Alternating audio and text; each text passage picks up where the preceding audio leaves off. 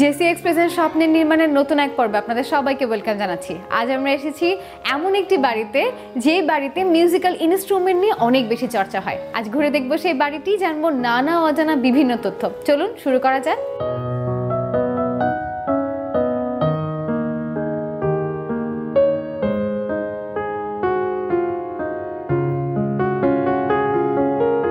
আসসালামু আলাইকুম। ওয়ালাইকুম আসসালাম। কেমন আছেন আপনারা? আছি, ভালো আছি। আপনাদের দেখে আমিও অনেক ভালো আছি। এবং আপনারা জানেন যে জেসি এক্সপ্রেসের স্বপ্নের নির্মাণ থেকে আমরা এসেছি। আজকে স্বপ্নের নির্মাণ তো দেখবো, আর আপনাদের স্বপ্নের গল্পও শুনবো। তো এখান থেকে বলতে গেলে শুরু করি আজকে। আচ্ছা, জায়গাটা খুব বেশি বড় না, বাট আপনারা খুব সুন্দর করে সাজিয়ে রেখেছেন। তো এই জায়গাটা এইরকম ভাবে সাজাবো, এই প্ল্যানটা কার ছিল? এটা আমি অনেকটা করেছি। আসলে এই ইন্টেরিয়র ব্যাপারটা হচ্ছে কি, আমি একটা বেসিক ইন্টেরিয়র এখানে করেছি। এখানে খুব সেরকম গর্জিয়াস কিছু নেই, কিন্তু যেটা প্রয়োজন সেটা আমি মেনটেন করেছি এখানে আমাদের এই বাসায়। অর্থাৎ আমি বলতে পারি যে খুব বেশি ফার্নিচারের আধিক্য না, যতটুকু যা প্রয়োজন আপনারা ততটুকুর মাঝেই সাজিয়েছেন। আর একটা জিনিস, এই বাসাটার একটা সুবিধা হলো যে আমাদের যে রুমগুলো আছে, এই রুমগুলার স্পেস আর খোলা জায়গার স্পেস অলমোস্ট কাছাকাছি হবে।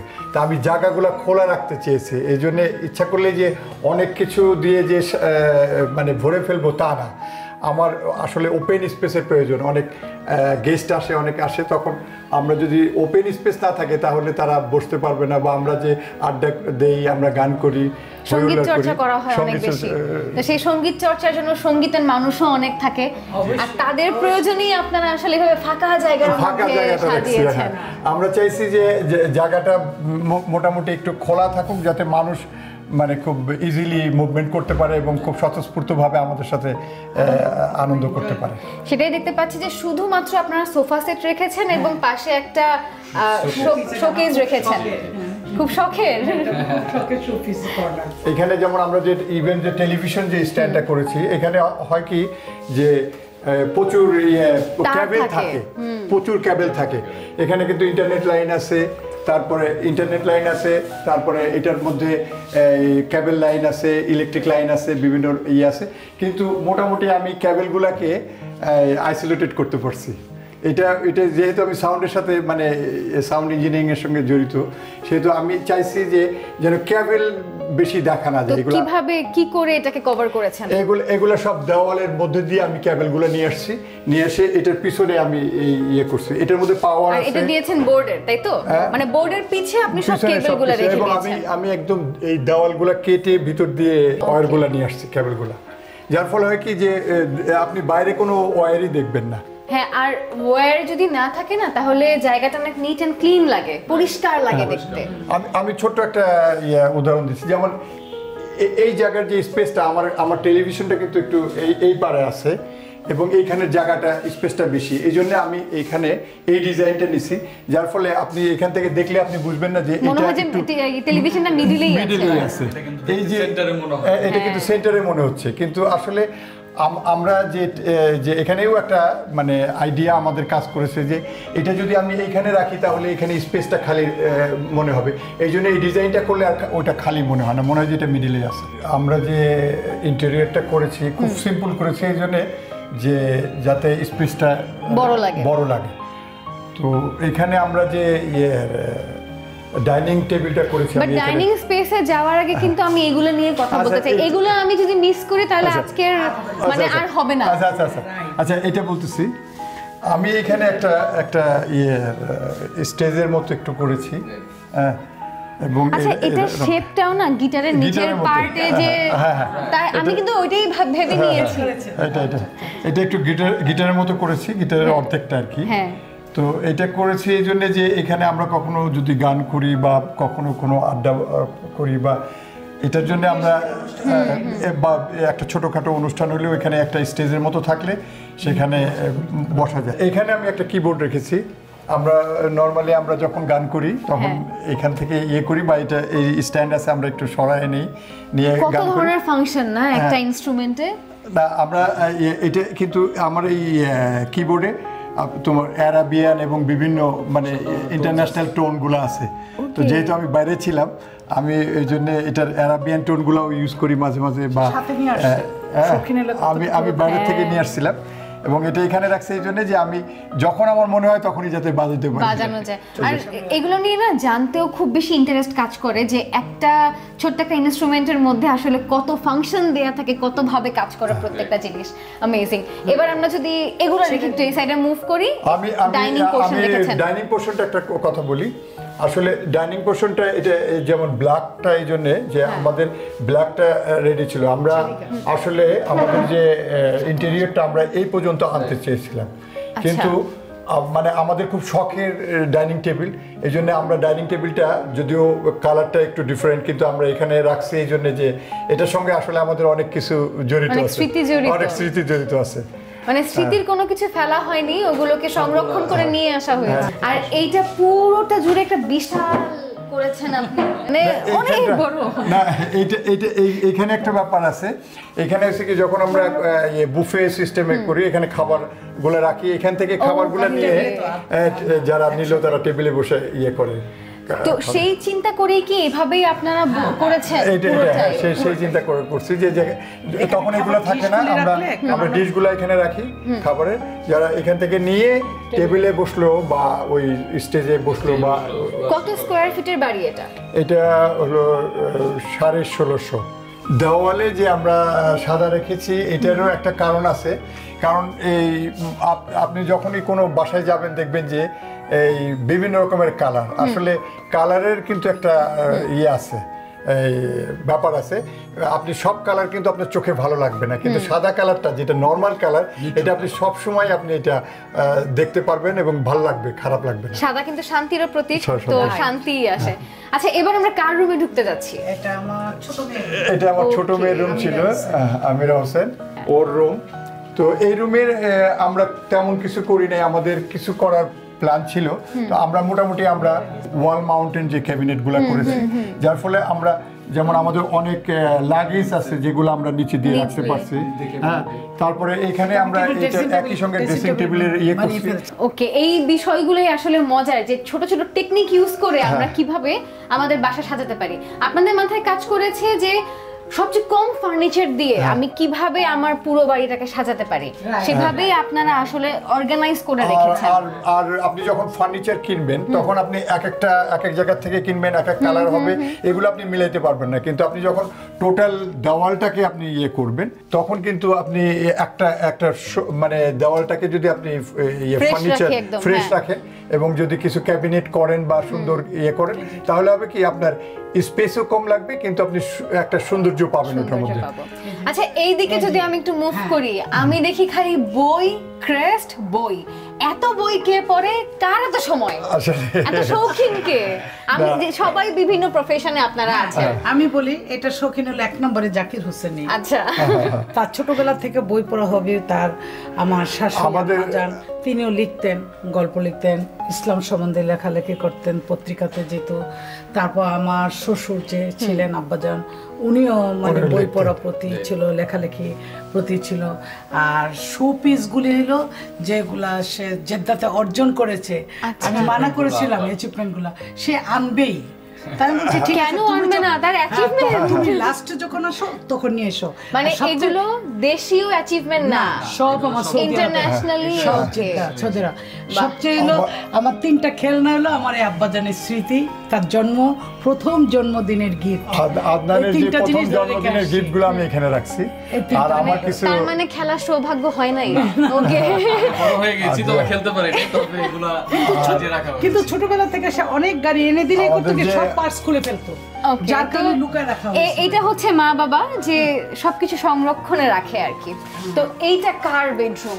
এইটা হলো আমাদের মানে বেডরুম, এটা মাস্টার বেডরুম। Master bedroom. এখানে একটা ব্যাপার দেখো, একদম উপর থেকে নিচে পর্যন্ত আমরা আলমারিটা ক্যাবিনেটটা ফিক্স করছি, যার ফলে এখানে যদি কোনো মানে মশা মাছি বা পোকামাকড় এগুলা জমা থাকবে না, যার ফলে মানে কোনো মানে যেটা একটু দেখাবো সেটা হচ্ছে যে আমরা এই পাশে এই পাশে এইভাবে আমরা এটা করেছি। আমরা এইভাবে একটু যাতে দরজাটা পুরোটা খুলে, হ্যাঁ। এই জন্য আমি এইখানে একটু আলমারিটা একটু ভিতরে করছি, আচ্ছা। এবং এটার সঙ্গে রেগুলার ড্রেসের জন্য যারা আচ্ছা। সবসময় use এবং আমাদের যত জিনিসপত্র এটার মধ্যে আমরা কন্টেন্ট করতে পারছি এবং উপরে আমরা রাখতে পারছি।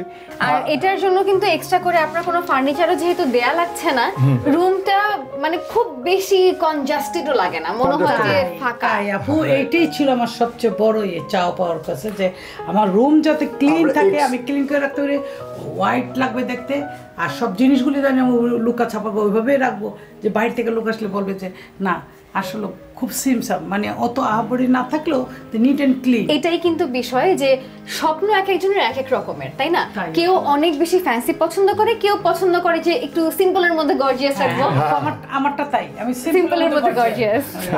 আর শুধু এটাই না, আমাদের দৈনন্দিন জীবনযাপনের জন্য যে জিনিসটা আমাদের কাছে সবচেয়ে বেশি স্বাচ্ছন্দ্যপূর্ণ, সেটাই কিন্তু আমরা ব্যবহার করতে চাই বা আমরা সেভাবেই থাকতে চাই। হ্যাঁ, আমি আমাদের যে আমার যে স্টাডি বা আমার যে জীবনযাত্রার মান, আমরা যেরকম আমার যে ইন্টেরিয়রটা যেটা করেছি এটা একদম সিম্পলের মধ্যেই আমি ওইভাবেই চিন্তা করে করেছি। বাকিটা আমার ছেলের দায়িত্ব দেওয়া আছে যে তুমি এটাকে তুমি আরো গর্জিয়াস করো, আর কোনো সমস্যা নেই।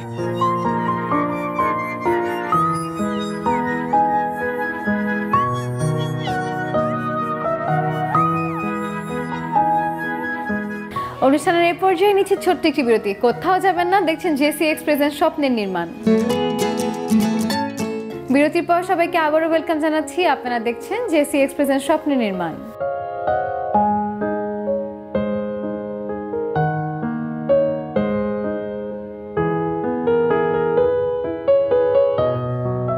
তো আপনারা পুরো যতখানি স্কোয়ার ফিট আপনারা পেয়েছেন, সবখানি আপনারা ইউটিলাইজ করার চেষ্টা করেছেন। জি জি, ওকে, that was the main plan. এটা এটাই আদনান হোসেন। এটা Okay. আমার ছেলের রুম। আচ্ছা। এখানে ও আমরা অডিও, এখানে আসলে আমরা মনে হয় যে আমরা মানে একজন সাউন্ড ইঞ্জিনিয়ার, মিউজিকের সাথে রিলেটেড একটা বাড়িতে এসেছি। সো আমি হচ্ছে যেহেতু কাজ টাজ করি এবং আমি আব্বার সেক্টর থেকে খুব বেশি দূরে নয়, তো তার কারণে হচ্ছে আব্বার জিনিসগুলো এবং আমার ইন্টারেস্টগুলো আসলে মিলে যায়, যার কারণে হচ্ছে আমি আমার ওয়ার্ক স্টেশন এবং আমার কাজের মাঝখানে হচ্ছে আব্বার জিনিসগুলো রেখেছি, because we have the same interest আর কি। Okay. সো কাজ করা হয় আমার এই জায়গায়, this is basically my work station.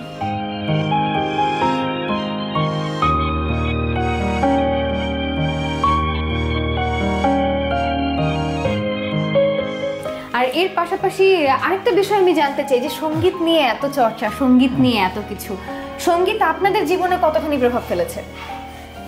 সঙ্গীত প্রভাবের ব্যাপার যদি বলো তাহলে বলবো যে আমি একদম ছোট থেকে সঙ্গীতের সঙ্গে জড়িত, এবং আমার একটা জিনিস যে আমি প্রচুর সঙ্গীত শুনি।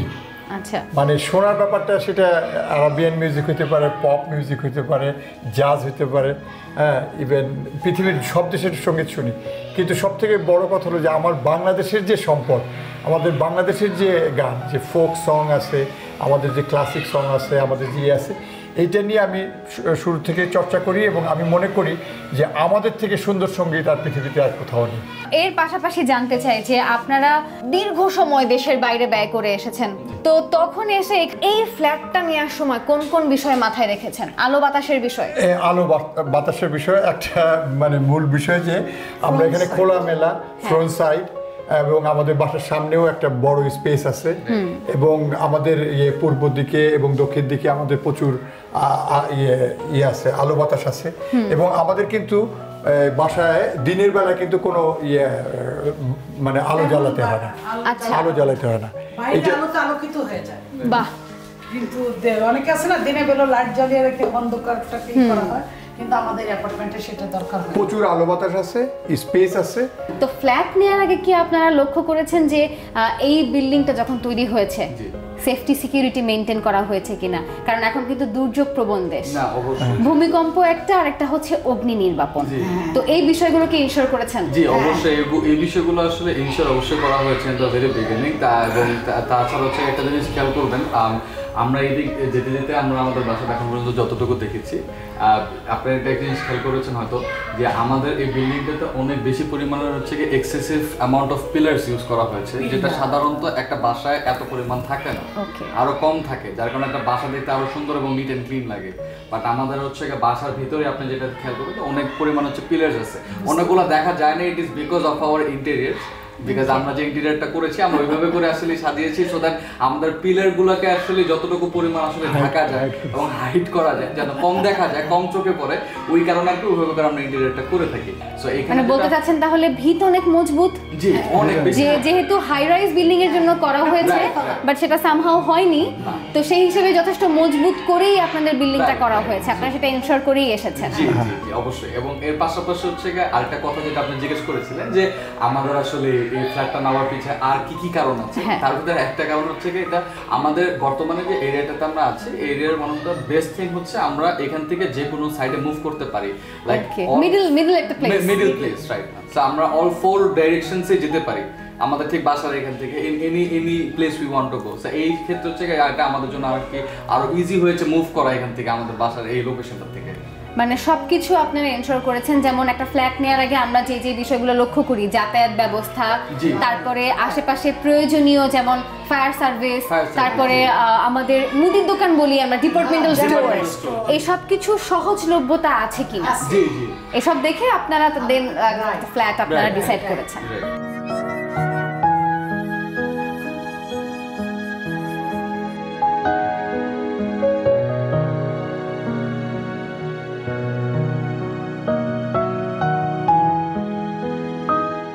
জেসি এক্সপ্রেসের স্বপ্নের নির্মাণের এবারের পর্ব আজ এ পর্যন্তই। দেখা হবে পরবর্তী সপ্তাহে নতুন কোনো স্বপ্ন নির্মাণের গল্প নিয়ে। সে পর্যন্ত সকলের সাথেই থাকুন, দেখতে থাকুন নিউজ 24।